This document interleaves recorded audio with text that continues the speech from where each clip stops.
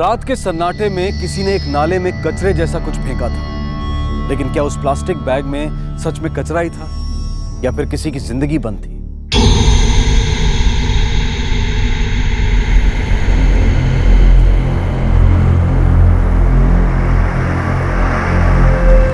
अच्छा लगता है भाई। पुलिस को बुलाया क्या? हाँ बुला लेते हैं, क्या पता किसी ने मार के फेंक दिया।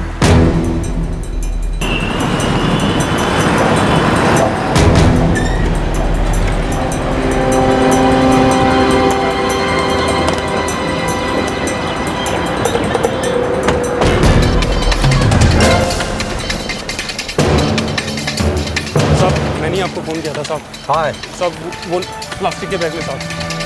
हटिए आप लोग, साइड हो जाइए।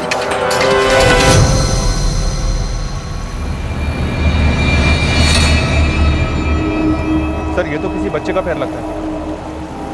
ड्राइवर्स को बुलाओ।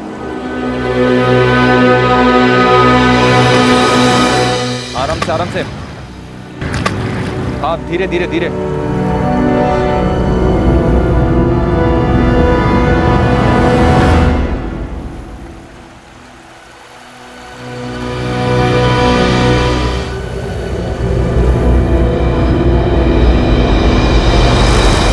ये तो बहुत छोटा बच्चा है सर, मुश्किल से 6-7 दिनों का होगा।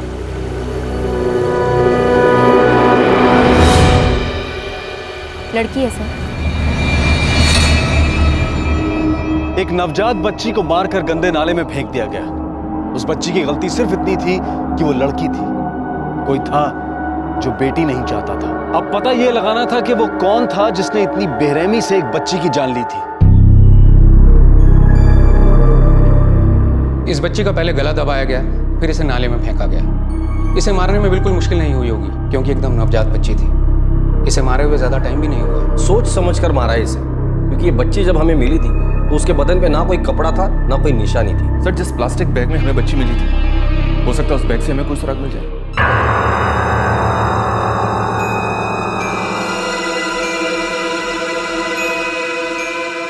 एक मिनट, इसके अंदर कुछ है।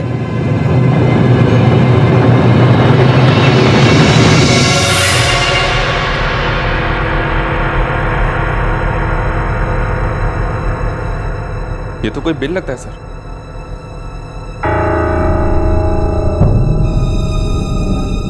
मैग्नीफाइंग ग्लास लेकर आ।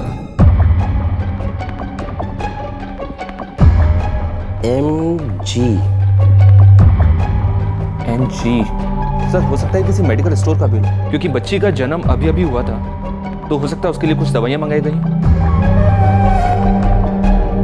TRNE 4 शब्दों से बना नाम है। हमें बच्ची की लाश बोरीवली के पास वाले नाले में मिली थी। शायद आसपास के मेडिकल स्टोर में इसके बारे में कुछ पता चल सकता है।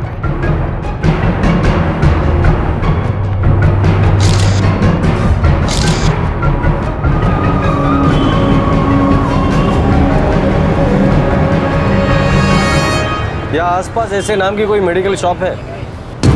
पता नहीं सर। सिर्फ 4 अक्षर समझ में आ रहे। TRNE क्या हो सकता है ये? पता नहीं सर, कुछ समझ में नहीं आ रहा है। TRNE साहब ये जो TRNE है ना, ये स्ट्रॉन्ग लाइफ हो सकता है। Strong life medical store? हाँ साहब, जो सेवाकृति हॉस्पिटल के पास है।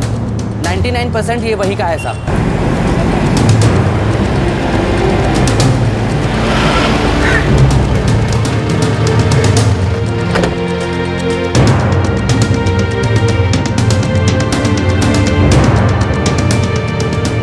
जी सर, ये हमारी दुकान का बिल है। ये देखिए।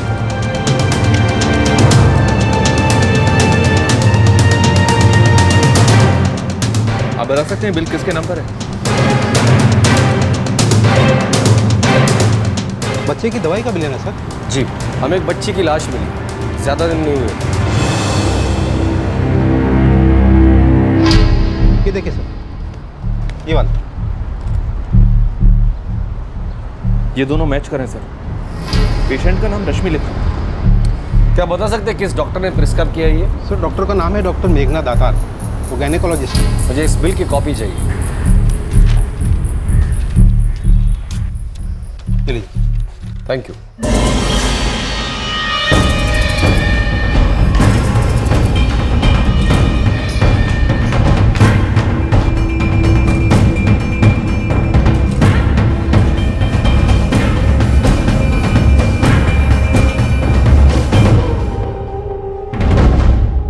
जी, रश्मि मेरी पेशेंट थी। अभी 6 दिन पहले ही उसने एक लड़की को जन्म दिया था। ये प्रिस्क्रिप्शन मैंने उसकी बेटी के लिए लिख कर दिया था, पर हुआ क्या है? हमें एक बच्ची की लाश मिली है, उसके साथ ही ये प्रिस्क्रिप्शन मिला था। ये है उसकी तस्वीर। ओह माय गॉड, रश्मि उसकी माँ और बहन के साथ बच्ची को लेकर कल सुबह ही चली गई थी। आप इसे दवाई टाइम पे दे दीजिएगा।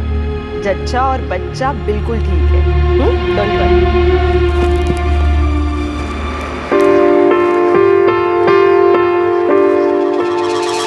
ये रही रश्मि की फाइल। रश्मि मनोज सिंह, बिहार चौक, किरगेवाड़ी। कितनी प्यारी और हेल्दी बच्ची थी वो।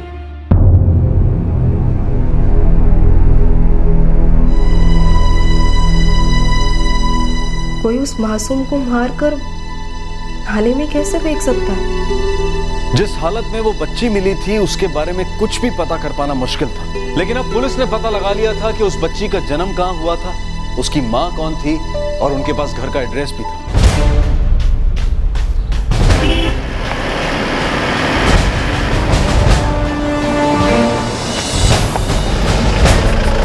किसी रश्मि मनोज सिंह नाम की औरत को जानते हो? रश्मि मनोज सिंह? हाँ। नहीं सर, नहीं सुना।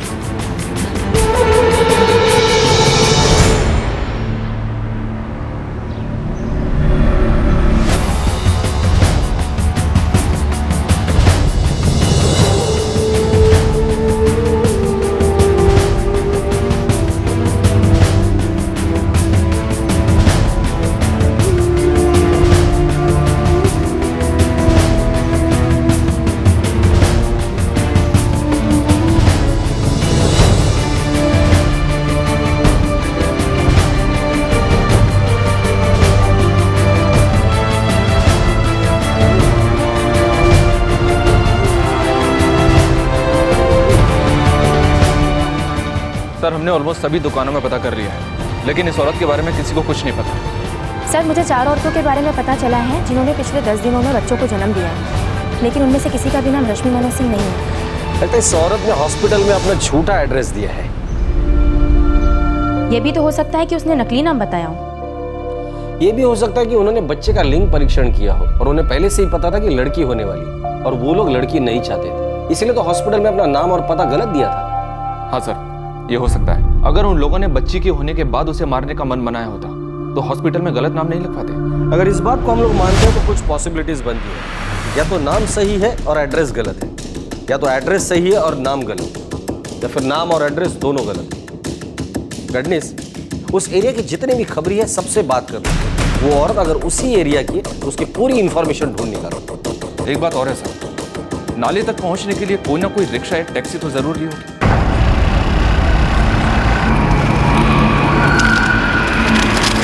सर, मैं उस एरिया के सभी रिक्शा ड्राइवर और टैक्सी ड्राइवरों से ही बात करता हूँ। ठीक है।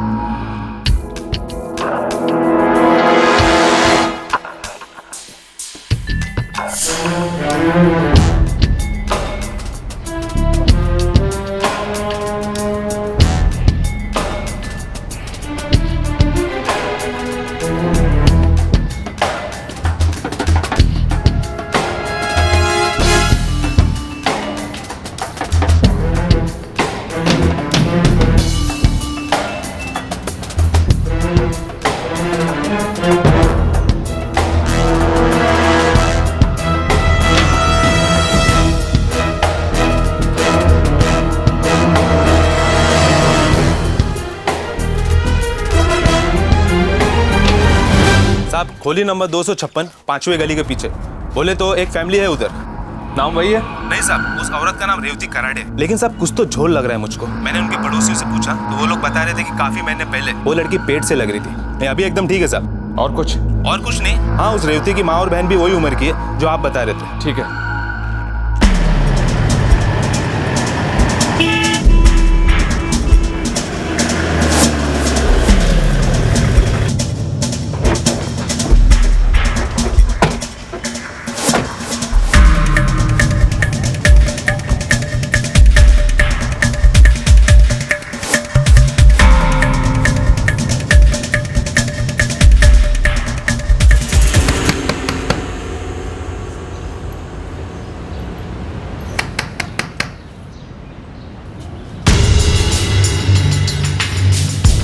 हम लोग जनगणना विभाग से आए।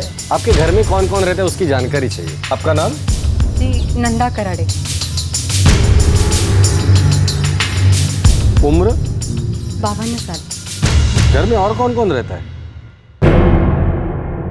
जी वो मेरी बड़ी बेटी रेवती कराड़े,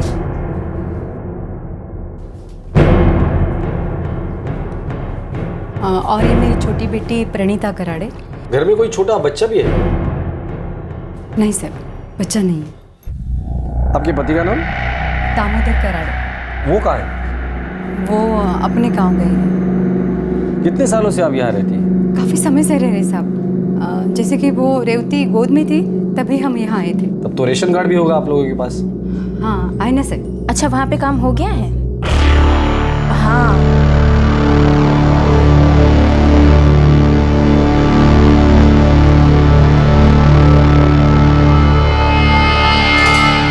हाँ जी, हाँ, बस हम लोग आ रहे हैं। थोड़ा अपना ध्यान रखा करो, नहीं तो प्रॉब्लम हो जाएगी। एक मिनट।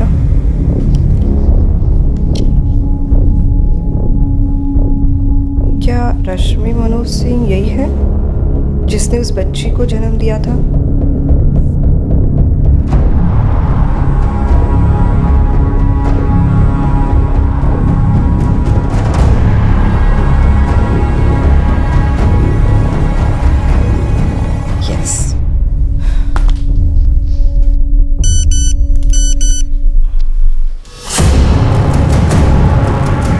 और ये उसकी माँ और बहन है।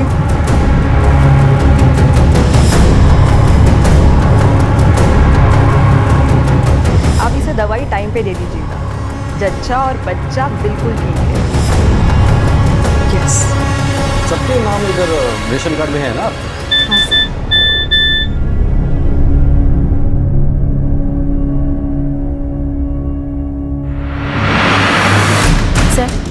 दूसरी चौल के घरों की जनगणना हो गई है। मुझे अभी अभी मैसेज आया है कि हमें बिल्कुल सही जानकारी मिली है। वैसे नंदा जी आप श्योर है ना कि इस घर में कोई छोटा बच्चा नहीं? क्या बात कर रहे हैं साहब? अगर बच्चा होता तो मैं आपसे झूठ क्यों बोलती? वही तो हम जानना चाहते हैं। कौन है आप लोग? आपकी बेटी रेवती ने 6 दिन पहले एक बच्ची को जन्म दिया था। क्या बकवास कर रहे? बकवास नहीं, पक्की जानकारी है हमारे पास। जी लेकिन 6 दिन के बच्चे के बारे में जनगणना में कैसे आ सकता है? बच्ची कहाँ है? कौन है आप? मैंने पूछा बच्ची कहाँ है? कौन है आप लोग? निकल जाए घर से। पुलिस वाले हैं हम। जी वो मालिश वाले के घर। इतना तो हम भी जानते हैं कि 6 दिन की बच्ची को मालिश के लिए कोई घर के बाहर नहीं भेजता। तो अब मुझे सिर्फ इतना बता दीजिए, आप लोगों में से किसने उस मासूम की जान ली थी?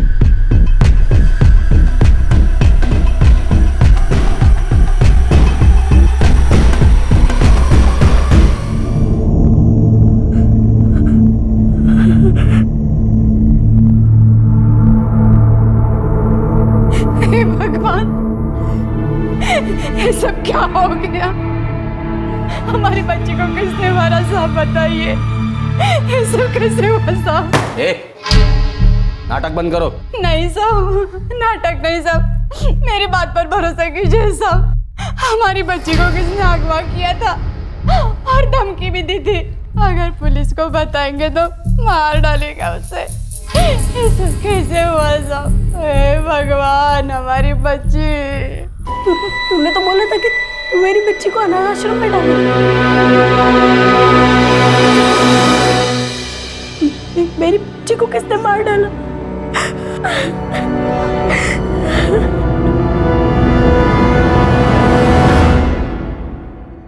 अब मुंह खोल दो और सब कुछ सच सच बता दो। झूठ बोलने के पहले ये सोच लेना कि तुम कहां खड़ी हो। रेवती, अब आंसू बहा रही हो? तुम्हें नहीं पता था कि तुम्हारी बच्ची के साथ क्या होने वाला है? तुम लोगों ने उस लड़की से छुटकारा पाने का पहले से ही मन बना लिया था, इसलिए तो हॉस्पिटल में झूठा नाम और एड्रेस दिया था। क्यों? किस लिए? वो एक लड़की थी इसलिए? कहाँ है तुम्हारा पति, उस बच्ची का बाप? बाप जिसकी वजह से हम सबकी जिंदगी बर्बाद हो गई, उसका नाम है किशन गोसाई। किशन गोसाई मेरे पति दामोदर कराड़े के साथ राशन की दुकान पर काम करता था। हमारे पड़ोस में रहता था। बातचीत में बहुत अच्छा था और अक्सर रेवती के पापा के साथ हमारे घर आया करता था।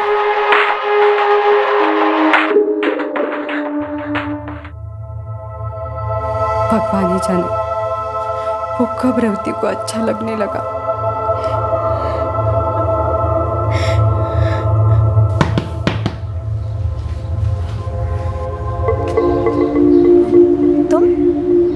बाबा तो घर पे नहीं है, आई भी काम से बाहर गई है और प्रणीता भी घर पे नहीं है।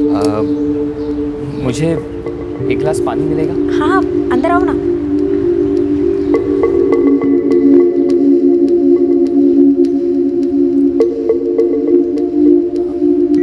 अच्छा, मैं चलता हूँ। ठीक है।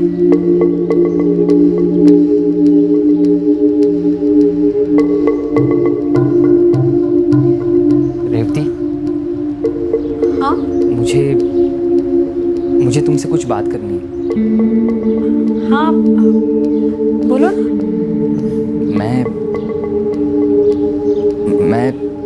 मैं तुम्हें पसंद करता हूँ। क्या? देखो, मेरे दिल में जो था वो मैंने तुम्हें बता दिया। तुम्हारे दिल में वैसा कुछ नहीं है तो ठीक है, मैं चलता हूँ।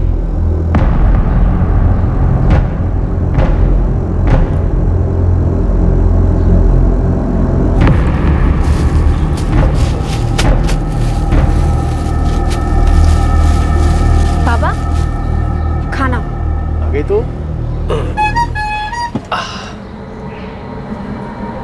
अच्छा बाबा, मैं चलती हूँ। हाँ, संभाल के जाना।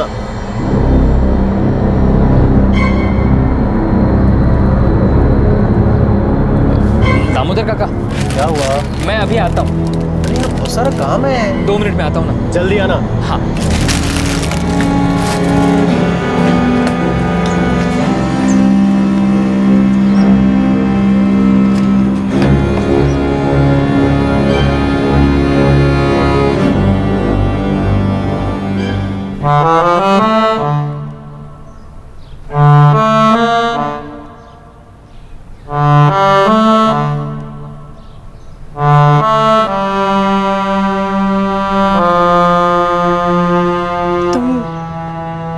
पूरे हफ्ते घर क्यों नहीं आए?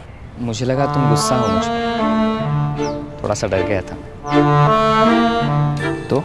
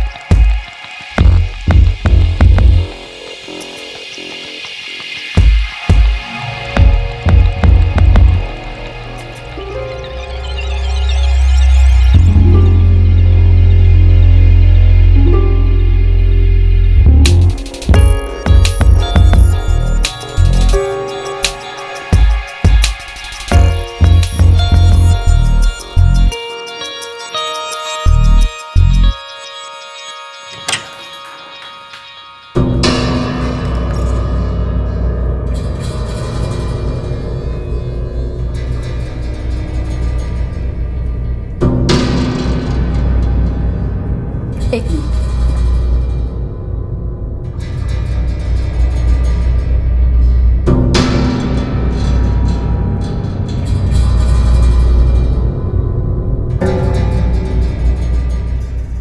अगर इसमें कुछ भी गलत निकला ना तो मैं तेरी चमड़ी उधेड़ लूंगी।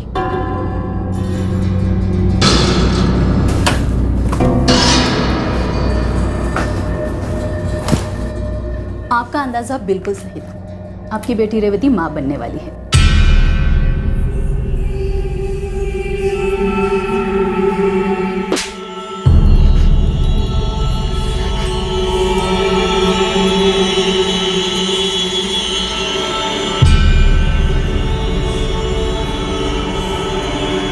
क्या तुम इससे शादी करोगे? इसके पेट में तुम्हारा बच्चा पल रहा है। अरे तो इससे क्या पूछ रही है? इसने ये गंदा काम किया है तो इसको संभालने की जिम्मेदारी भी तो इसी की है ना।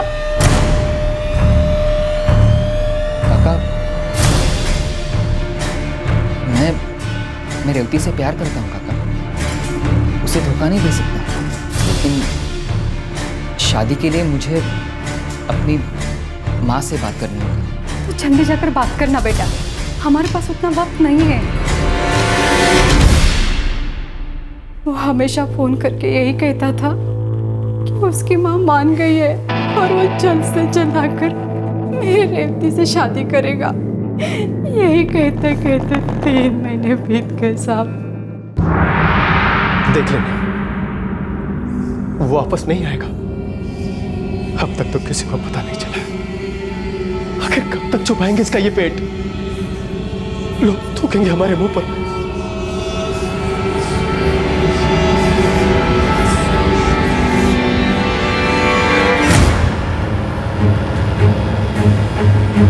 देखिए, अब इस वक्त अबॉर्शन करना ठीक नहीं है। 4 महीने हो चुके हैं और ऐसे में अगर हम अबॉर्शन करते हैं तो इसकी जान को खतरा भी हो सकता है।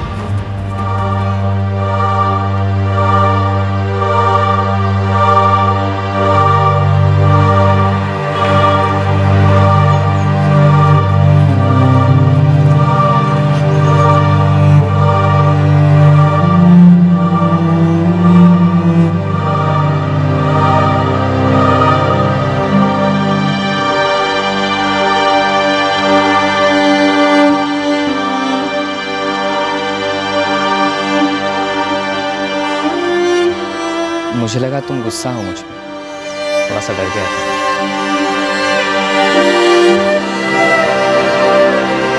मैं रेवती से प्यार करता हूँ, उसे धोखा नहीं दे सकता।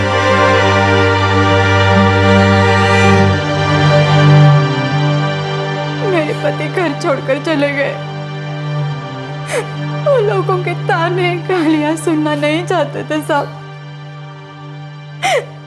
और किशन का तो कहीं पता नहीं था साहब। मैंने रेवती को घर में बंद करके रखा था साहब, ताकि लोगों की नजर उस पर ना पड़े और किसी को पता न चले कि ये पेट से है। लेकिन साहब कुछ तो करना था ना, क्योंकि बच्चा होने के बाद सबको पता चल जाता।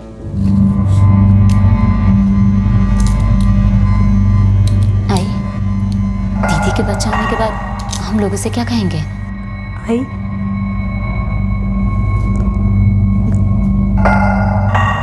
मुझे ये बच्चा चाहिए। आई, और तू लोगों से क्या कहेगी? इस बच्चे का बाप तुझे कुंवारी मां बनाकर भाग गया?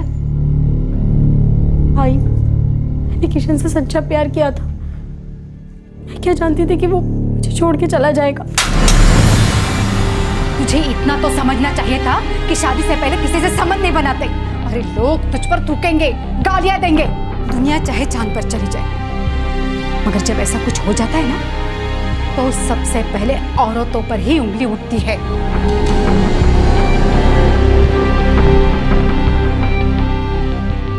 हम इसे किसी दूर के अस्पताल में भर्ती करवाते हैं। वहां पर हम किसी को कुछ नहीं बताएंगे कि ये कौन है, इसका असली नाम भी नहीं बताएंगे।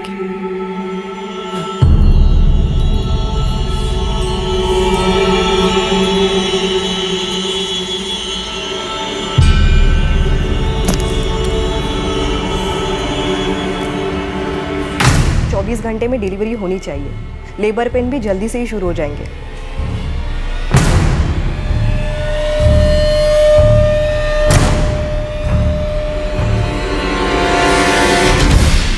तो तुमने बच्ची को मारने का मन पहले से ही बना लिया था? नहीं साहब, जब बच्चे होने वाली थी ठीक उसके पहले किशन ने फोन किया था।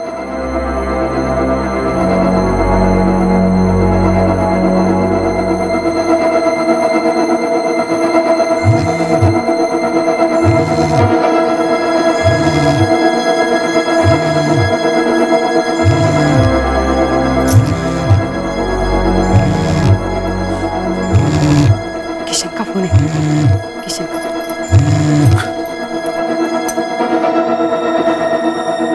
हेलो। हाँ, मैं किशन बोल रहा हूँ। मैं जानती हूँ बेटा। बेटा तुम कब आ रहे हो? कहाँ हो तुम? रेवती अस्पताल में। उसे बच्चा हो गया?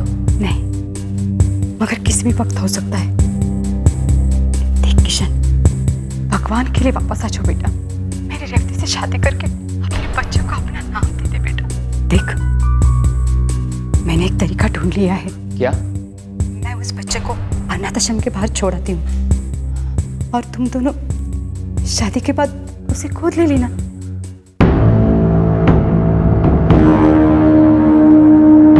किशन, तुम सच में वापस आ रहे हो ना? या हमें बहला कर धोखा तो नहीं दे रहे हो ना? मैं आपको बाद में फोन करता हूँ।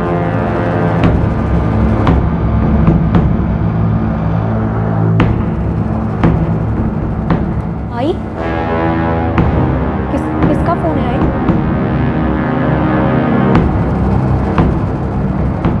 किशन का? क्या कहा उसने? वो आ रहा है ना?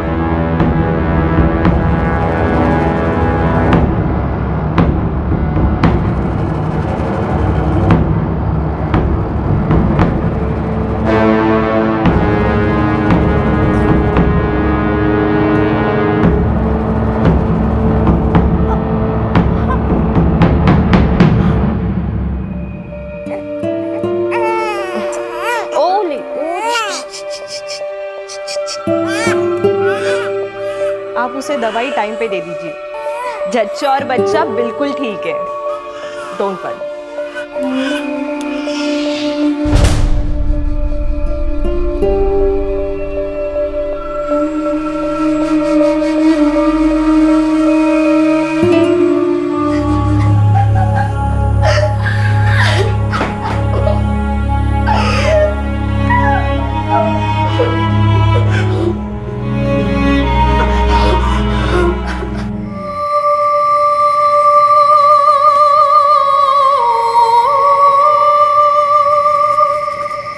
रिक्शा ले लेते हैं। हाँ, चल।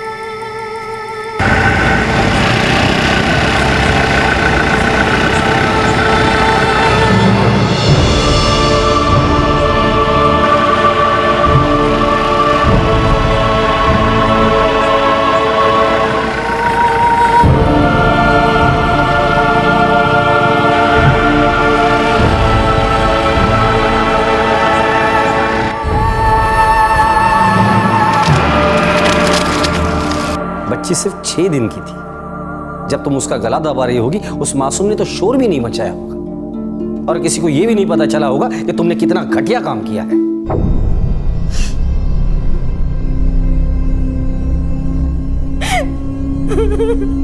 बच्ची सिर्फ 6 दिन की थी। जब तुम उसका गला दबा रही होगी, उस मासूम ने तो शोर भी नहीं मचाया होगा और किसी को यह भी नहीं पता चला होगा कि तुमने कितना घटिया काम किया है।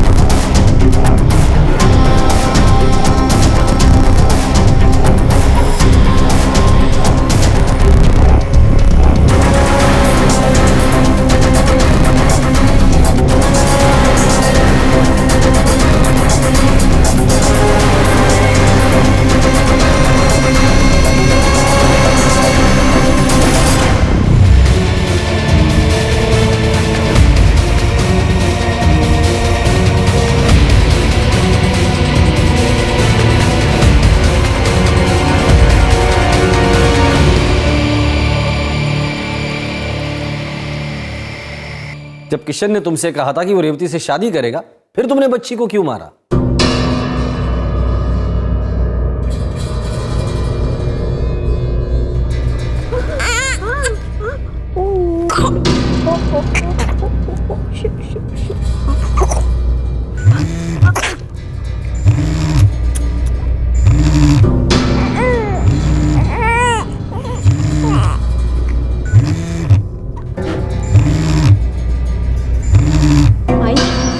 जानती थी वो मुझसे दूर नहीं रह पाएगा।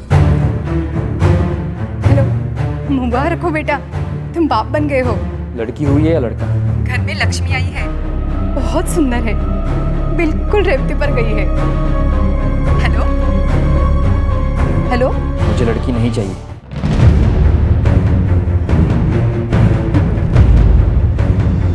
ये तुम क्या कह रहे हो?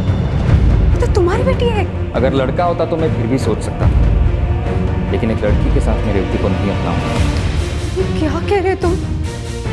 हम दुनिया को क्या मुंह दिखाएंगे? अरे कम से कम रेवती के बारे में तो सोच। मेरी बच्ची को केस करने की सजा दे रहे हो। वापस आ जाओ, मेरी बेटी से शादी कर लो बेटा, वापस आ जाओ।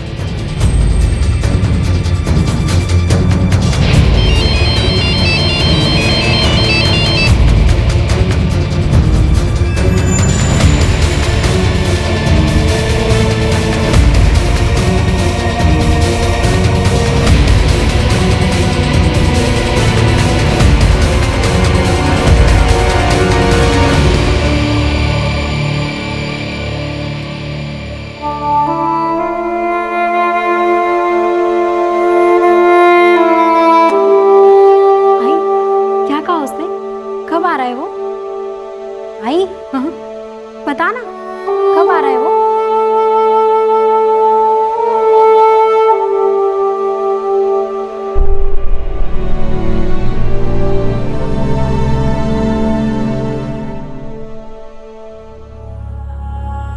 रेवती, क्या तुम्हें पता था कि तुम्हारी आई तुम्हारी बच्ची को मारने के लिए लेकर जा रही है?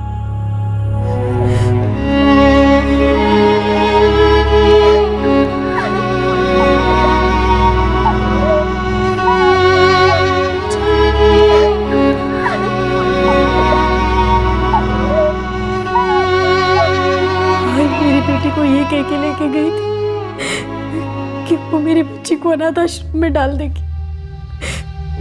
मुझे क्या पता था कि वो मेरी बच्ची को मार डालेगी। झूठ बोल रहे साहब, झूठ मत बोल। हमने जाने से पहले तुझे सब पता था कि हम तेरे बेटे के साथ क्या करने वाले हैं। साहब, मुझे सच में कुछ नहीं पता था। तुमने एक मासूम की जान ली जो तुम्हारी नवासी थी। पर रेवती, तुम कैसी माँ हो? तुम अपनी ही बच्ची को मार डाला, इसलिए एक ऐसे आदमी के लिए जिसने तुम्हें धोखा दिया, माँ बनाकर भाग गया वो, और जिसने बेटी होने के नाम पर यह साफ साफ कह दिया कि बच्ची के साथ वो तुम्हें नहीं अपनाएगा। ऐसा आदमी बाप तो क्या इंसान कहलाने के भी लायक नहीं है। साहब, मुझे सच में कुछ नहीं पता था। मैं तो सारी जिंदगी बिना शादी के अपनी बच्ची के साथ रह लेती। नहीं साहब, इसको सब पता था साहब, झूठ बोल रही है। साहब, इसके भलाई के लिए मैंने इसके बेटे को मार डाला साहब। तुम लोगों को उस बच्ची से इतनी ही प्रॉब्लम थी तो किसी अनाथ आश्रम में छोड़ आते, कोई उसे गोद लेता, उसे माँ बाप मिलते, कम से कम उस मासूम की जान तो नहीं जाती।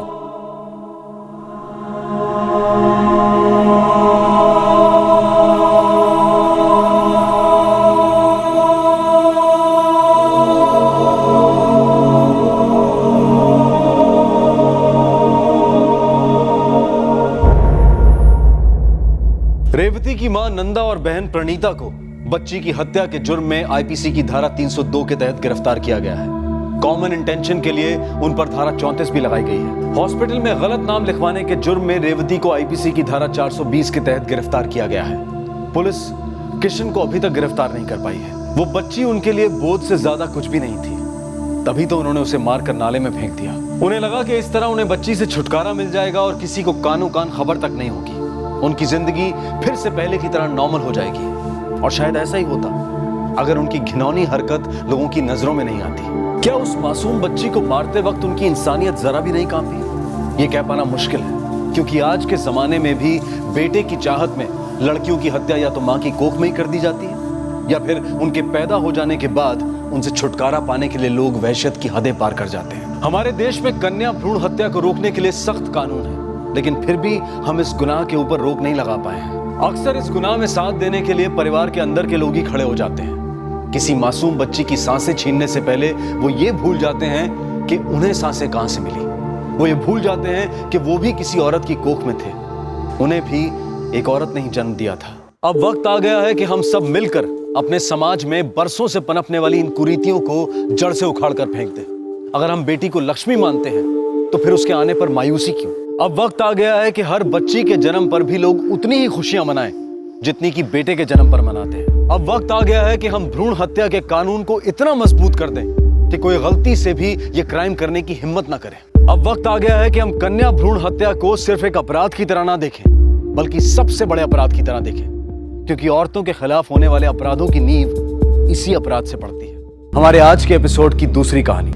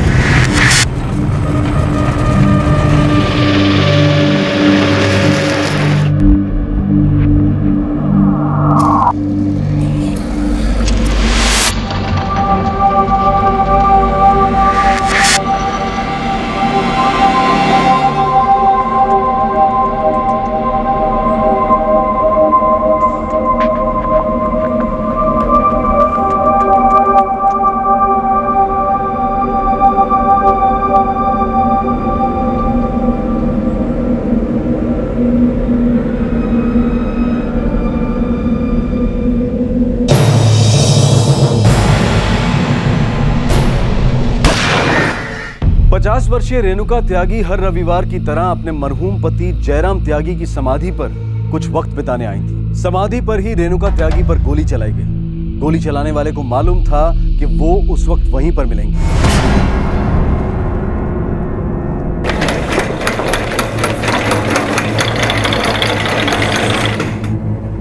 जी डॉक्टर सिन्हा, विक्टिम की कंडीशन कैसी है? सर, हॉस्पिटल पहुंचने से पहले विक्टिम की डेथ हो चुकी थी। ये तो मर चुकी है। डिसीज का नाम रेणुका त्यागी था और जो दो लोग उन्हें यहाँ लाए थे वो इस वक्त हॉस्पिटल में ही है। शायद विक्टिम के रिश्तेदार हैं। सर, सिविल हॉस्पिटल से फोन आया था। रेणुका त्यागी नाम की औरत पे किसी ने गोली चला दी। हॉस्पिटल पहुंचने से पहले उसकी मौत हो चुकी है। कुछ पता चला गोली कहाँ चलाई? सर, वो अपने पति की समाधि पे फूल चढ़ाने के लिए कुसारगंज आई हुई। वैसे रहने वाली मेरठ की थी। चलो सिविल हॉस्पिटल।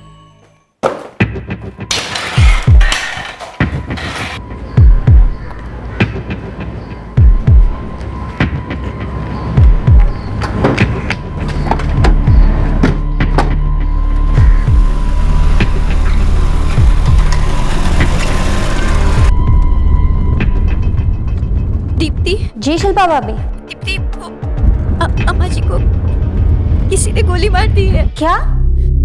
ये आप क्या कह रहे हो भाभी? कब और कैसे हुआ ये सब? मुझे भी कुछ ज्यादा नहीं पता। अम्मा जी आज सुबह घर से निकली थी बाबूजी की समाधि पर जाने के लिए, और अभी थोड़ी देर पहले ही कबीर का फोन आया। चाचा जी और कबीर ने अम्मा जी को अस्पताल पहुंचाया है। अम्मा ठीक तो है ना भाभी? दीप्ति, वो कबीर कह रहा था कि अम्मा जी गुजर चुकी है। नहीं दीप्ति देखो, तुम हिम्मत मत हारो। मैं और तुम्हारे भैया भी अस्पताल ही जा रहे हैं। तुम भी वहाँ जल्दी से आ जाओ। जी हाँ।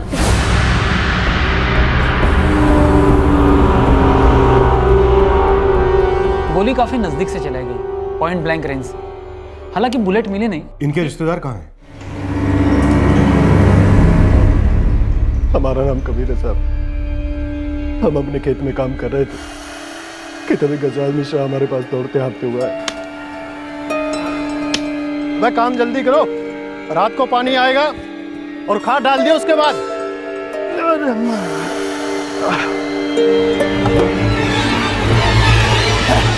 कबीर, कबीर, तेरी बड़ी अम्मा को किसी ने गोली मार दी। क्या कह रहे हैं? अरे हम सच कह रहे हैं। किसने कहा तुझे? हमें बड़े बाबू जी समाधि के पास पड़ी है। चल चल भाग, मत जल्दी आ।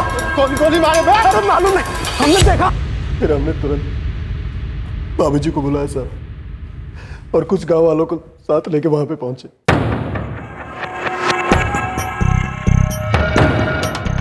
भाभी, भाभी, बड़ी अम्मी, बड़ी अम्मी, बाबूजी, बड़ी अम्मा जिंदा। बाबूजी अभी तक सांसें चल रही है। अच्छा चलो जल्दी से भाभी को उठाओ, उठाओ, उठाओ। जितना जल्दी हो सका साहब हम बड़ी अम्मा को लेके यहाँ पे आ गए।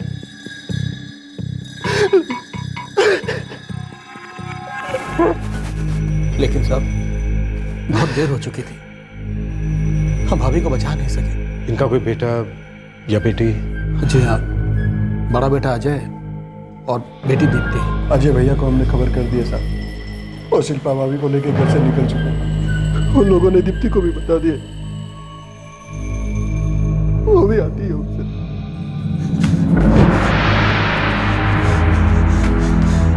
कबीर, क्या मैं सचमुच?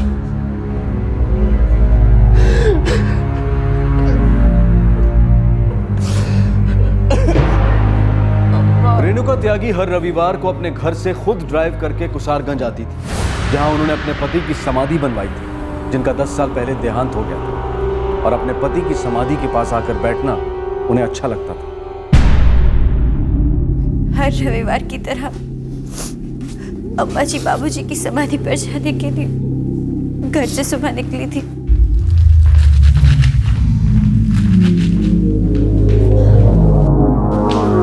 अरे अम्मा, आप जा रही हैं? हाँ बेटा।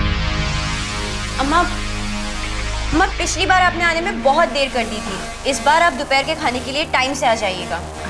आएंगे ना पक्का? हाँ।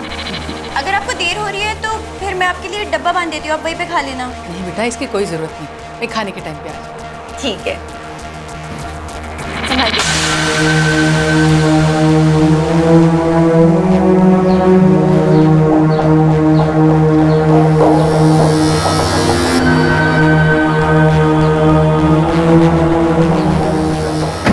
अजय, तुम्हारी माँ की किसी के साथ कोई दुश्मनी या अनबन थी जिसकी वजह से उन पर गोली चलाई गई हो? नहीं सर, अम्मा बड़ी अच्छी औरत थी सर। पिछले 25 साल से पीडब्ल्यूडी में हेड क्लर्क थी, किसी से कोई अनबन नहीं थी सर। पीडब्ल्यूडी ऑफिस में काम को लेकर किसी के साथ कोई अनबन? तुम्हें जानकारी है इसके बारे में कुछ? अम्मा बड़ी सिंपल औरत थी, सिंपल सा काम था उनका। हमें नहीं लगता किसी को कोई प्रॉब्लम थी सर। प्रॉब्लम तो थी अजय, तभी तो पूरी प्लानिंग के साथ उनको मारा गया। कोई तो था जो उनकी रूटीन के बारे में जानता था। वो ये भी जानता था कि हर संडे समाधि पर वो अकेली जाती। हत्यारे को हर बात की खबर थी। खबर हो भी तो क्या हुआ सर? आखिर क्यों मारेगा अम्मा जी को? उन्होंने कभी किसी का कुछ नहीं बिगाड़ा। बड़ी सीधी सादी औरत थी हमारी अम्मा जी। सीधे साधे लोग ही अक्सर गलत लोगों को चुपते हैं अजय। हो सकता है रेणुका जी का होना ही किसी को खटक रहा हो, वरना भला कोई पॉइंट ब्लैंक रेंज से उन पर गोली क्यों चलाए?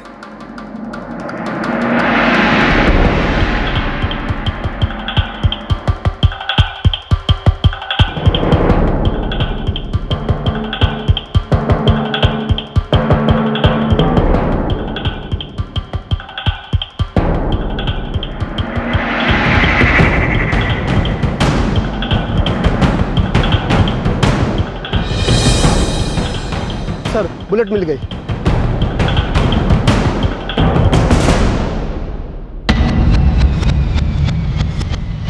चलो सीधे साधे आदमी हैं साहब, हमने कुछ नहीं किया साहब। सही सर, ये गजराज है। नमस्ते साहब। साहब, हमारा कोई लेना देना है साहब, हमने कुछ नहीं किया है। कुछ नहीं किया तो अब कर। चल शुरू कर बोलना, पूरा वाकया बयान कर। साहब, हम खाद लेके लौट रहे थे, वहां से आ रहे थे तो एकदम से गोली की आवाज सुनाई दी।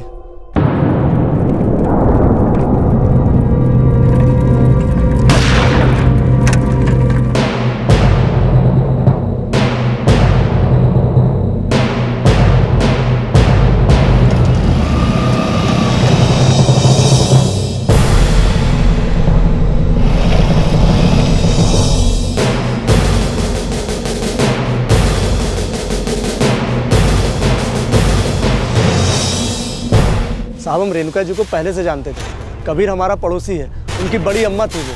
तो हम जैसे उनको देखे तो फौरन भागे उसको बताने के लिए। बाइक का नंबर क्या था? सर, बाइक का नंबर क्या था? साहब, हमने ध्यान ही नहीं दिया नंबर पे। वो क्या था कि गोली की आवाज़ सुन के ना दिमाग एकदम सुन्न हो गया था साहब, तो कुछ समझ ही नहीं आया, कुछ सुझा ही नहीं हमको। 2 लोग चेहरे तो देखे होंगे। हाँ साहब, एक बाइक पर बैठा था और दूसरा भाग के आया, मोटरसाइकिल पे चढ़ गया और उसके बाद इधर भाग गए साहब ये लोग। कौन थे वो? क्या पहना था उन्होंने? टी शर्ट पहनी थी साहब और गमछा भी था, दोनों के पास गमछा था। दोबारा देखोगे तो पहचान लोगे? हाँ साहब, पहचान लूंगा। चल ठीक है, जरूरत पड़ी तो दोबारा बुलाऊंगा, तब तक गांव छोड़कर मत जाना। गया तो पकड़ के अंदर कर दूंगा। नहीं साहब, हम कहीं नहीं जाएंगे, हम यहीं रहते हैं। लेकिन साहब सुनिए ना साहब, हमने कुछ नहीं किया साहब। साहब पॉइंट 315 बोर के बुलेट का शॉट, ये ज़्यादातर राइफल और कट्टे में इस्तेमाल होता है। सर लेकिन जब हमने गजराज से पूछताछ की तो उसने किसी राइफल का जिक्र नहीं किया, मतलब कट्टे का इस्तेमाल। लगता है पेशेवर खूनी थे, जरूर किसी ने सुपारी दी होगी सर। एक 50 साल की औरत को मारने के लिए 2 लोगों को सुपारी, ऐसे भी क्या दुश्मन? सर रेणुका जी PWD में काम करते हैं, शायद उनके काम से जुड़ा हुआ कोई नहीं।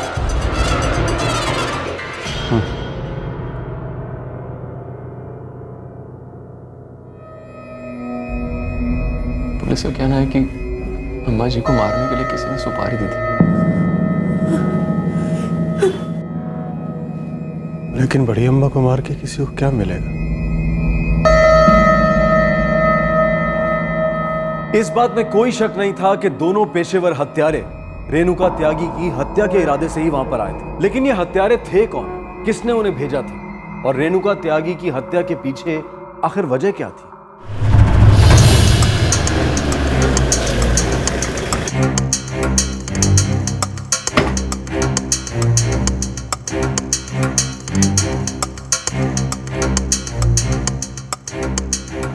जी मैं तो रेणुका जी की डेथ की खबर सुनकर बहुत शॉक हो गया। बहुत भली औरत थी, सिर्फ अपने काम से काम रखती थी। हो सकता है उनके काम से किसी दूसरे के काम में अड़चन आ रही हो।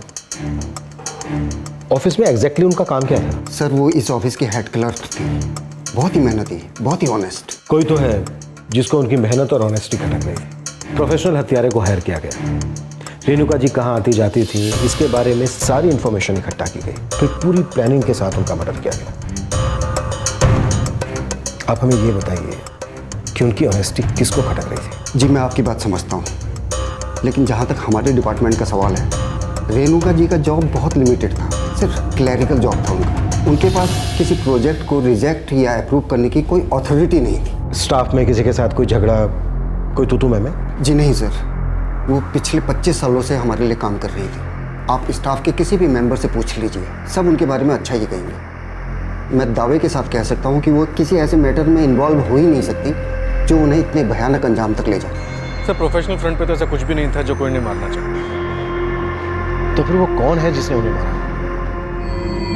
अब कट्टा तो साहब आपको भी मालूम है कि आजकल रद्दी के भाव में मिलते हैं, और आजकल छोटे मोटे डीलर्स इतने हो चुके कि ये बताना मुश्किल है कि किसने कट्टा किससे लिया होगा। हो सकता है कुसारगंज या उसके आसपास के इलाके से कट्टा खरीदा गया हो। उसकी छानबीन तो अभी चालू है सर, और आप बता रहे थे कि किसी ने पंटरों को भागते हुए देखा था। ये हत्यारे हिस्ट्री शीटर भी हो सकते हैं।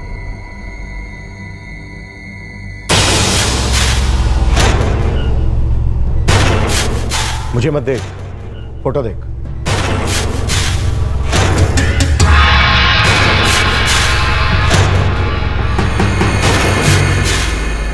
इनमें से है कोई?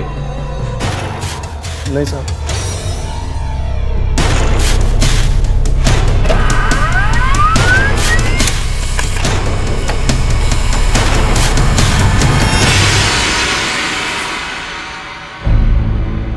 ना किसी अननोन नंबर से फ़ोन आया और ना ही किसी पर्टिकुलर नंबर पर ज़्यादा देर तक बात हुई।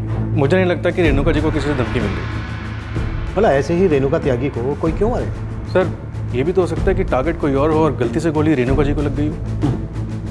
इस बात के चांस बहुत कम है, क्योंकि गोली बहुत ही क्लोज रेंज से चलेगी। हाँ लेकिन पीठ पे हो सकता है कातिल चेहरा ना देख पाया हो।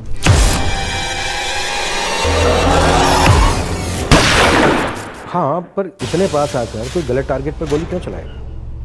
पॉसिबल नहीं। अगर रेणुका जी ही टारगेट थी तो बात फिर वहीं आकर हो जाए। तो रेणुका त्यागी को किसने मारा और क्यों? रेणुका त्यागी की किसी से क्या दुश्मनी थी? कोई प्रोफेशनल एंगल सामने नहीं आ रहा था और ना ही उन्हें मारने का मकसद। आखिर पुलिस ने इन्वेस्टिगेशन की दिशा बदली और रेणुका त्यागी के करीबी लोगों की जांच पड़ताल शुरू की।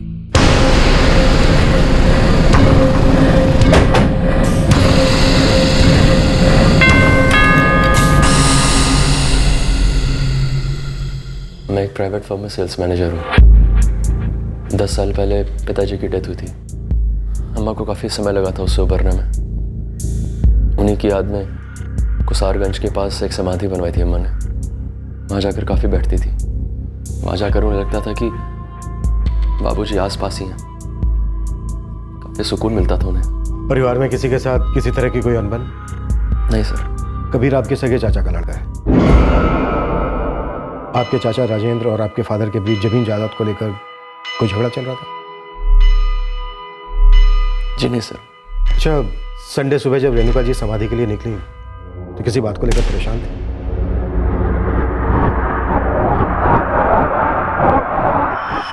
जी बिल्कुल नहीं। अम्मा जब भी बाबूजी की समाधि पर जाती थी तो उनका मूड काफ़ी अच्छा रहता था। उन्होंने कहा था वो दोपहर के खाने तक लौट आएगी। नहीं बेटा, इसकी कोई ज़रूरत नहीं, मैं खाने के टाइम पे आ जाऊँ। ठीक है, संभाल के जाना। इस केस में अभी तक कुछ भी साफ नजर नहीं आ रहा है। रेणुका जी की मौजूदगी से किसे नुकसान हो रहा था और उनके जाने के बाद किसे फायदा हुआ? सर, अजय का कहना है कि घर में किसी बात को लेकर कुछ झगड़ा नहीं, लेकिन एक बात तो क्लियर है, अजय इकलौता बेटा है और रेणुका जी के मरने के बाद अब जो कुछ भी है वो सब उसी का है। ये भी तो हो सकता है दोनों भाई बहन के बीच बराबर बटे। कुछ पता है दोनों भाई बहन के बीच अनबन थी या नहीं? हेलो सर, मैं दीप्ति बोल रही हूँ, रेणुका जी की बेटी। जी दीप्ति जी, कहिए। अम्मा के खोने का कुछ पता चला? अब तक तो नहीं, इन्वेस्टिगेशन चल रही है, पर कुछ ठोस हाथ नहीं लगा। क्या आप कुछ रोशनी डाल सकती हैं इस केस में? कोई भी ऐसी बात जो हम नहीं जानते और आप जानती हैं? सर, अब मैं क्या बताऊं? मुझे तो यही नहीं समझ आ रहा कि अम्मा को भला कोई क्यों मारना चाहेगा। ये तो बड़ा सवाल है, इसी का जवाब मिल गया तो सारे जवाब मिल जाएंगे। सर, मैं सच में कुछ नहीं जानती। ठीक है, थैंक यू। क्या कोइंसिडेंस है, दीप्ति की बात छिड़ी और उसका फोन आ गया। चलो, जब बात छिड़ी चुकी है तो इस एंगल से भी टटोल कर देख लेंगे। रेणुका जी की मौत से दोनों भाई बहन को फायदा हुआ या फिर किसी एक? दुबे, जरा पता लगाओ इन दोनों भाई बहन के बीच किसी तरह की कोई अनबन थी या फिर अंडरस्टैंडिंग।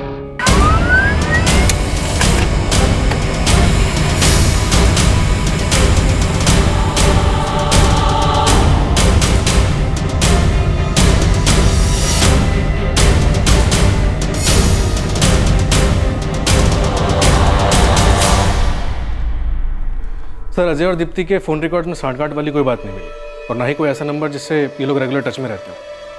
दुबे, जो इतनी एहतियात के साथ जाल बुन रहा हो वो फिजूल में खूनी से कांटेक्ट क्यों करे?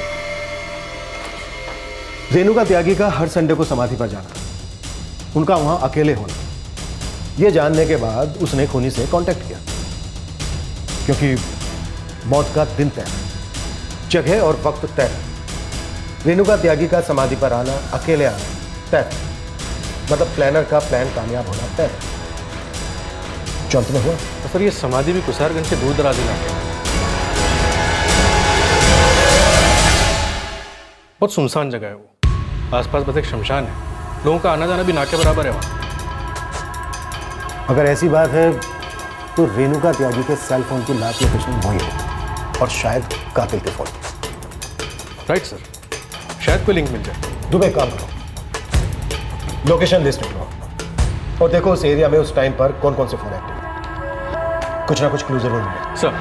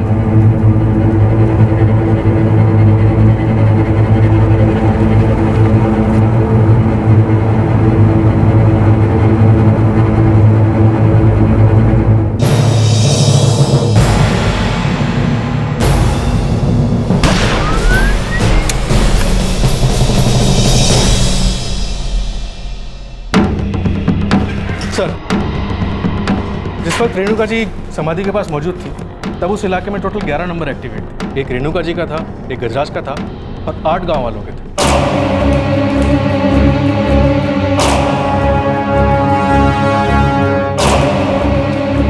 और सर एक नंबर ऐसा है जो अभी भी स्विच ऑफ जा रहा है। ये किसी सागर चौधरी के नाम पर और एक कुसारगंज का नहीं।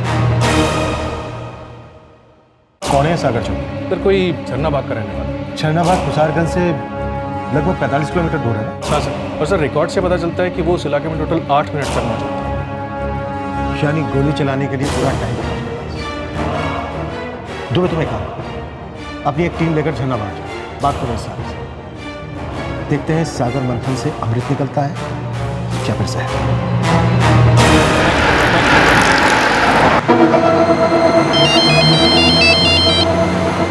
हेलो सर, मैं तृप्ति बोल रही हूँ। अम्मा के खूनी का कुछ पता चला? लगता है इस केस को लेकर सबसे ज्यादा फिक्रमंद आप ही हैं। या फिर हो सकता है ये जानना चाहती हूँ कि हम क्या कर रहे हैं। सर, मेरी माँ थी। मैं जानती हूँ कि आप हम सब पर शक कर रहे हैं। मेरे भी मन में कई सारे सवाल उमड़ रहे हैं, लेकिन मैं कैसे मान लूँ कि अम्मा की जान उसी के परिवार में से कोई ले सकता है? आपकी फैमिली में से कौन ले सकता है उनकी जान? यकीन के साथ तो नहीं कह सकती सर। दिल कुछ और कह रहा है और दिमाग कुछ और। सागर चौधरी, ये नाम पहले कभी सुना है आपने? नहीं, कौन है वो? झरनाबाग का रहने वाला है। फिलहाल सिर्फ इतना ही कि लोहा का है। झरनाबाग? जी हाँ। मेरी भाभी शिल्पा का मायका भी झरनाबाग में है। मुझे पहले से ही डर था, कहीं घर का ही तो कोई इन्वॉल्व नहीं। नहीं, ऐसा कैसे हो सकता है? भाभी भला ऐसा क्यों करेगी?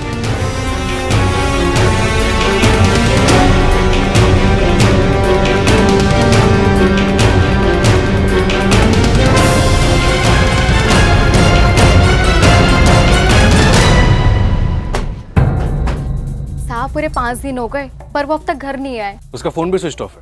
तुम्हारा उससे बात करने का मन नहीं करता? करता है ना साहब, पर क्या करे जब पति फोन उठाना बंद कर दे तो। और वैसे भी वो हमारी सुनते कहाँ हैं। खेत में दिहाड़ी मजदूरी करते हैं, सुबह से शाम तक पसीना बहाते हैं, तब जाके कुछ भूखी सूखी हाथ लगती है। अब जब वो आए नहीं है तो घर चलाना भी मुश्किल हो गया।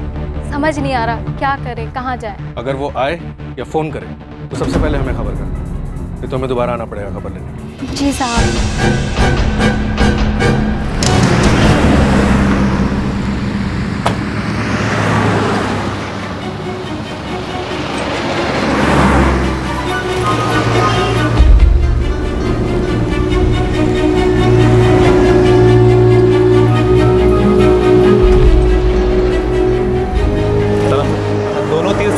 पे लगाए। ये जो हाईवे के पास वाला लॉज है ना, उसी में छिपकर बैठा है सागर चौधरी। और दूसरा तीर? बिल्कुल सही खबर है वो। ये जो शिल्पा त्यागी है ना, रेणुका जी की बहू, इसी गांव में रहती है और वो सागर को भी जानती है सब। तो क्या दोनों के बीच में कुछ चक्कर वक्कर? दोनों के बीच में कोई चक्कर वक्कर नहीं है। ये तो सागर चौधरी है, वो खेत मजदूर है और वो शिल्पा के बाप के खेत में काम करता है बस। कड़ियां जुड़ने लगी थी। ऐसा लग रहा था कि साजिश का ये जाल घर के अंदर ही बुना गया था। क्या वाकई में ऐसा था या किसी और के कंधे से बंदूक चलाई गई थी और मास्टरमाइंड पर्दे के पीछे से अपना खेल खेल रहा था?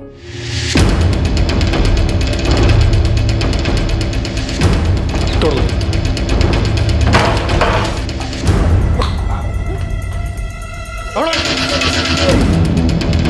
हिलने की कोशिश भी की ना, तुम दोनों की समाधि यहीं बना दूंगा। ले चलो।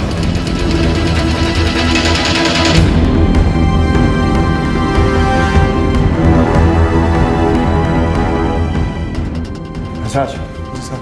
पहचानो, ये दोनों थे वो।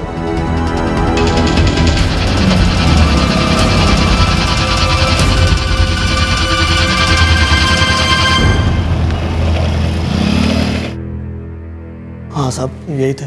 नितिन,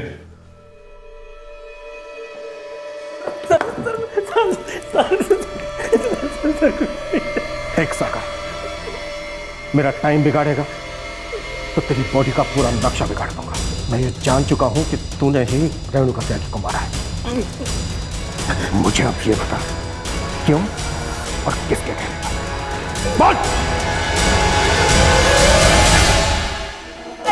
अजय मैंने कुछ नहीं किया। अजय मैं कसम खाती हूँ मैंने कुछ नहीं किया। अजय प्लीज इन्हें समझाओ। अजय, अजय समझाओ इन्हें।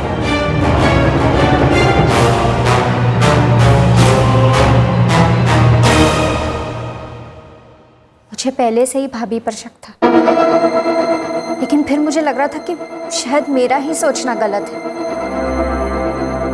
यकीन ही नहीं होता कि भाभी अम्मा के साथ ऐसा कर सकती है।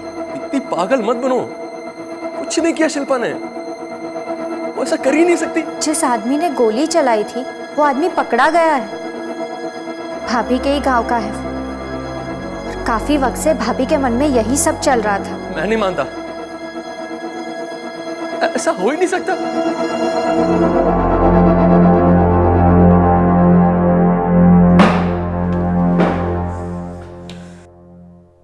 आप लोग असली खूनी को पकड़ नहीं पाए, इसलिए हमें फंसा रहे हैं ना। हमने कुछ नहीं किया है।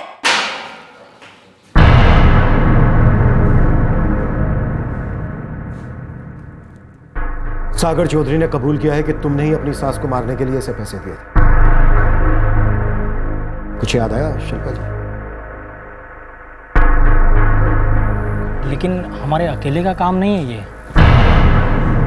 एक और आदमी लगेगा और बंदूक भी खरीदना होगा, खर्चा होगा। कितना? 25 से 30 हजार रुपए। ठीक है, हम इंतजाम करते हैं।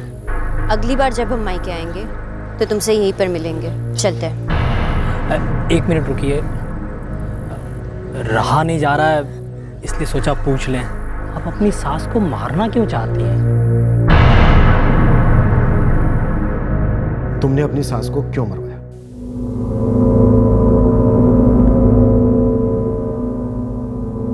तुम सुन रहे हो मैं क्या कह रही हूँ? यार तुम बार बार वही बात लेकर क्यों बैठ जाती हो? कहां से लाऊं मैं और पैसे?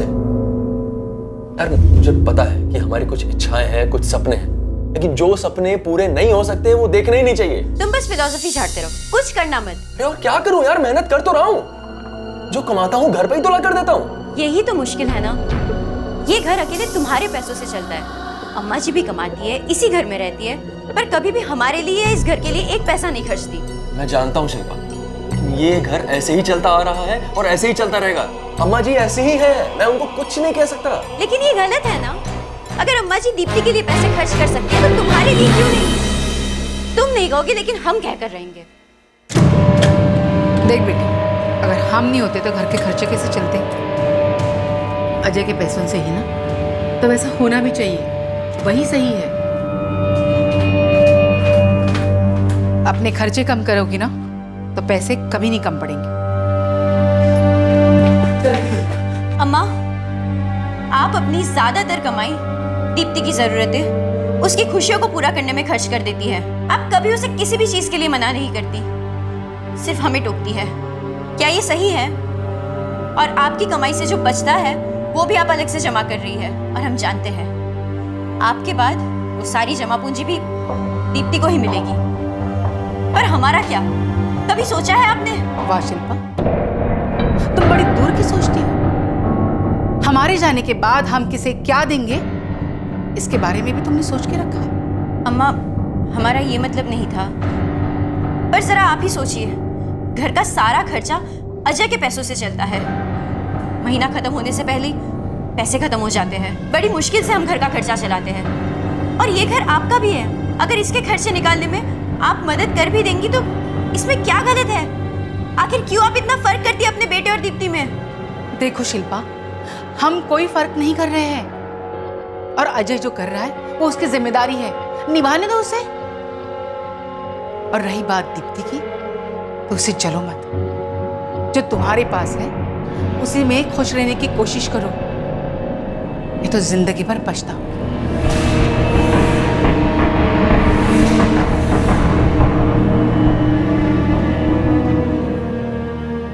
हमें कभी समझ में नहीं आया कि आखिर वो हमारे साथ इतना सौतेला बर्ताव क्यों करती थी।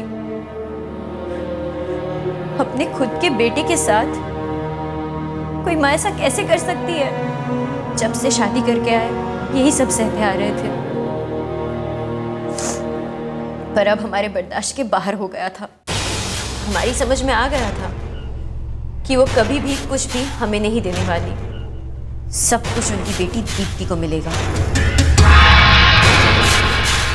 हम डर गए थे, शायद वो उस घर को भी हमसे छीनकर अपनी बेटी दीप्ति के नाम कर देगी। हम ऐसा नहीं होने दे सकते थे, इसलिए हमने उन्हें मरवाने की ठान ली। सागर को देने के लिए पैसे कहाँ से आए?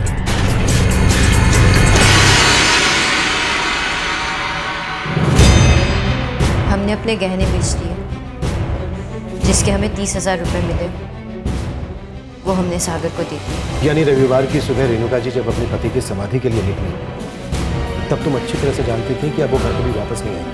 हाँ, हमें तो बस यही सोचकर तसल्ली हो रही थी कि अब वो जा रही है हमेशा के लिए। अगर आपको देर हो रही है तो फिर मैं आपके लिए डब्बा बांध देती हूँ, आप वहीं पे खा लेना। मैं खाने के टाइम पे आ जाऊँ। संभाल के जाइएगा। हाँ बेटा। उनके जाते ही हमने सागर को फोन किया। हम जानते थे बाबूजी की समाधि पर वो अकेले ही जाती है और कोई नहीं होता उनके साथ। सब कुछ सोच रहे हैं। हाँ, हमने ही किया ये सब, हमने ही मरवाया उन्हें। क्या अजय भी तुम्हारे इस प्लान में शामिल था?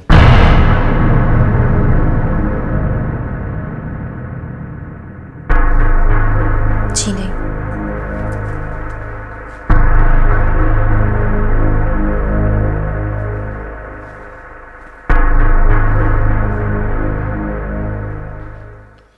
शिल्पा,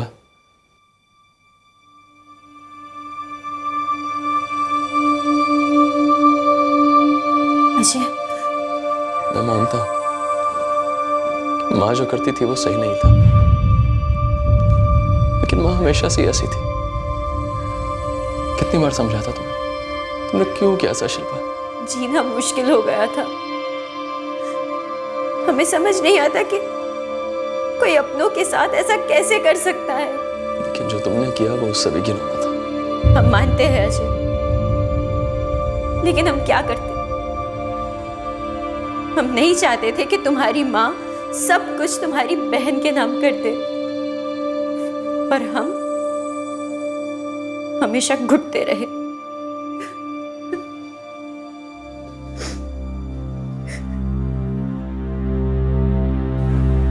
भाभी को अगर डर था कि अम्मा अपना सब कुछ मेरे नाम कर देगी, तो एक बार उन्होंने मुझे बताना तो चाहिए था। अम्मा की जान लेकर उन्हें क्या मिला? दीप्ति, क्या तुम्हें सच में ऐसा कभी नहीं लगा कि अम्मा तुम में और हम में फर्क करती थी? तुम्हारी सारी डिमांड्स पूरी हो जाती थी, लेकिन बात जब मेरी या शिल्पा के बारे में हो तो उनका हाथ कभी देने के लिए नहीं उठता था। भैया, वो अम्मा की अपनी मेहनत की कमाई थी, वो जिसे चाहे देती। अम्मा हमेशा हमें नजरअंदाज करती थी, कभी हमारी प्रॉब्लम्स को नहीं समझा। अम्मा तुम्हारी सुनती थी, अगर तुमने उन्हें समझाया होता तो शायद आज ये सब ना होता, पर तुमने भी कुछ नहीं किया। भैया, अब मुझे या किसी और को दोष देने से ये सच तो नहीं बदल जाएगा कि अम्मा अब इस दुनिया में नहीं रही और भाभी ने ये जुर्म करवाया है, और उन्होंने जो भी किया गलत किया। कोई भी दलील इस सच को नहीं बदल सकती।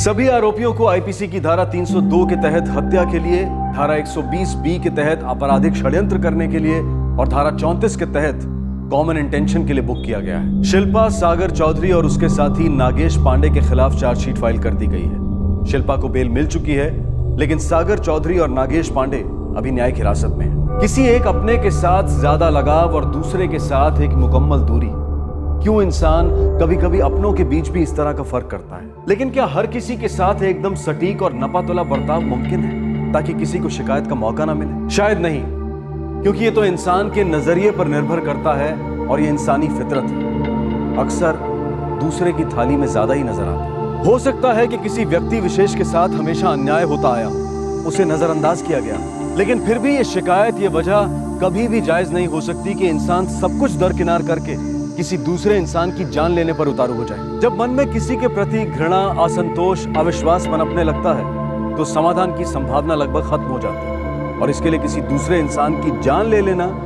ये तो हरगिज किसी समस्या का हल नहीं हो सकता। आपसे फिर मुलाकात होगी क्राइम पेट्रोल सतर्क में एक और नए केस के साथ। तब तक अपना ख्याल रखें, सुरक्षित रहें और याद रखें, सही वक्त, सही कदम, सतर्क रहें। जय हिंद।